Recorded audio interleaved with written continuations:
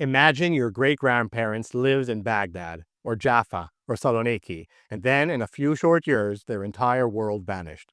You've probably heard this before, that Israel is a Western colonial project, dropped into the Middle East. But what if we zoomed out and saw 1948 not as the beginning, but as a symptom of a world coming apart, empires collapsing, and new nations, messy, painful, often violent, emerging from the wreckage?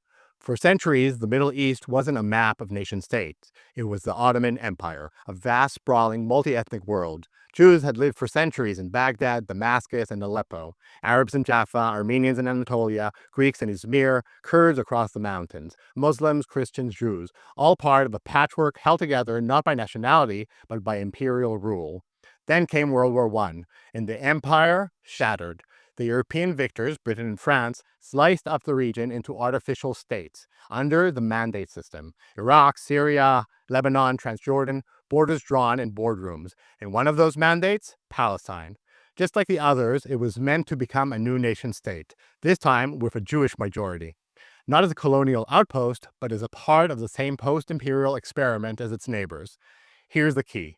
The world embraced the idea that every people should have its own nation. National self-determination became the solution to imperial collapse. A democratic ideal, in theory, but democracy for whom? If your group didn't fit the new borders, the answer was, you're out. These new states weren't empty, they had mixed populations, and the 20th century's brutal solution was simple: move the people to match the map. Between 1945 and 1950, over 50 million people were forcibly relocated in what the world called necessary nation building. Just months before Palestine, the largest case unfolded, the partition of India. 17 million people were uprooted. Hindus fled to India, Muslims to Pakistan. As many as 2 million people died. The international community called it a success. Two clean states born from the chaos. This became the model. Displacement was acceptable if it built ethnic stability. In 1948, around 750,000 Palestinians fled or were expelled during Israel's War of Independence. The Nakba, the catastrophe. Families scattered, villages erased. But that same year, another exodus began. Across the Arab world, nearly 800,000 Jews, most of them indigenous to the region, were forced to flee. Riots, seized property, expelled by nationalist regimes. Most ended up in Israel, stateless, traumatized, unwanted elsewhere. Two peoples, two traumas, one shared pattern. This wasn't colonialism. It was nation building at its most violent. And it didn't just happen in Israel. Everywhere, minorities paid the price.